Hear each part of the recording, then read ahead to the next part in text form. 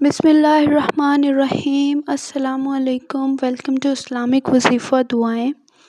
آج میں پریشانیوں سے نجات کا 90 نسخہ آپ کے ساتھ شیئر کروں گی۔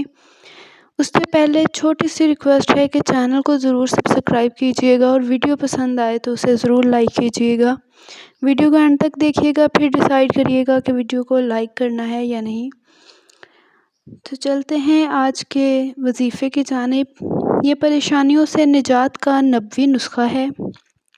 حدیث شریف میں آیا ہے کہ جو شخص کسی مصیبت یا پریشانی میں گرفتار ہو، اسے چاہیے کہ اذان کے وقت کا منتظر رہے، اور جب اذان کا وقت ہو، اذان ہو جائے تو اذان کا جواب دینے کے بعد ایک دعا پڑھے، اور وہ دعا پڑھنے کے بعد اپنی حاجت اور خوشحالی کی دعا کرے تو اللہ تعالیٰ اس کی دعا ضرور قبول کریں گے۔ وہ دعا جو کہ اذان کا جواب دینے کے بعد پڑھنی ہے، وہ دعا میں آپ کے ساتھ شیئر کروں۔ بسم اللہ الرحمن الرحیم۔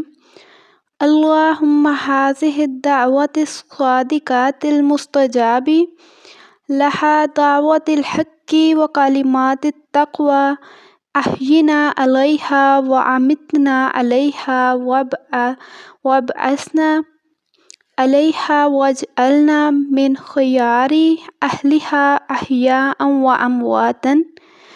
اس دعا کو اذان کے جواب دینے کے بعد پڑھیں، اور اس دعا کو پڑھنے کے بعد اللہ تعالیٰ کے سامنے اپنی حاجت بیان کریں اور اپنی خوشحالی کے لیے دعا کریں، تو انشاءاللہ اللہ پاک ضرور قبول فرمائیں گے، اور آپ کی جتنی بھی پریشانیاں ہوں گی وہ حل ہو جائیں گی۔